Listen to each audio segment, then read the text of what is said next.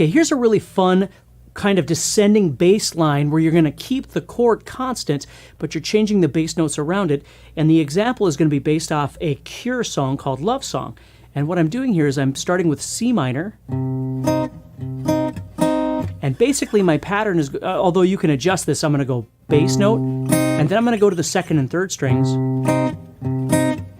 So I'm plucking bass, treble, treble. So it looks like this.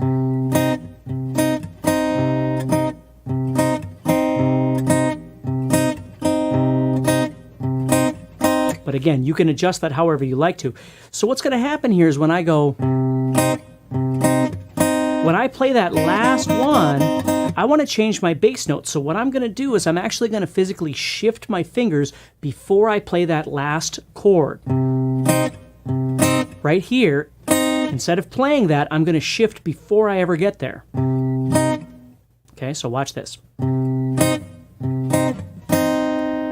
So you can't hear it, but you can see I'm shifting right there. And that enables me to have my pinky available. So right there, what I'm going to do is shift over, and I'm going to play the 6th fret of the 6th string as my bass note now. So I have...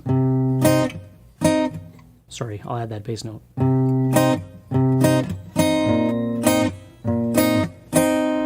Okay, now I want to go to... And I don't have to shift early to get there because when I get done here, I can shift over. So I've still got that same C minor sitting here, but I've got this B flat, or excuse me, A flat in the bass right here. So I have...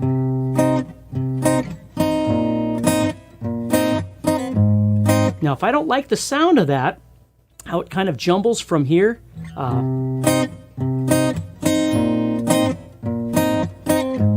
to try and jump over, if it feels too rushed, I could actually shift early like this, like I did on the C minor. And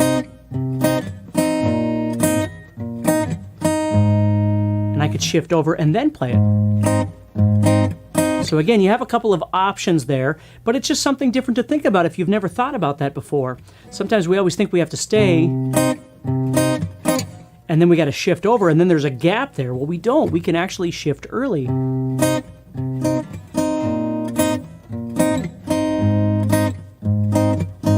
then I'm going to go to a G7 chord. And that there's nothing I could do about, okay? So, shift, shift, and then I got my G7.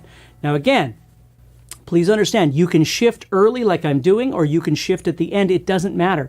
It's just if you've never thought about it before, it's worth taking some time and go, oh, that's kind of neat. I didn't realize that you could do that. So I'm intentionally putting some space right there.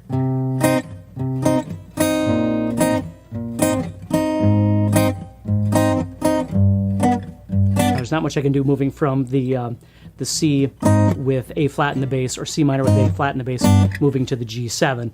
That I'm going to have to deal with, okay? Unless, again, I decided to skip something, or, you know, change something about it to make it a little more fluent. That would be okay too.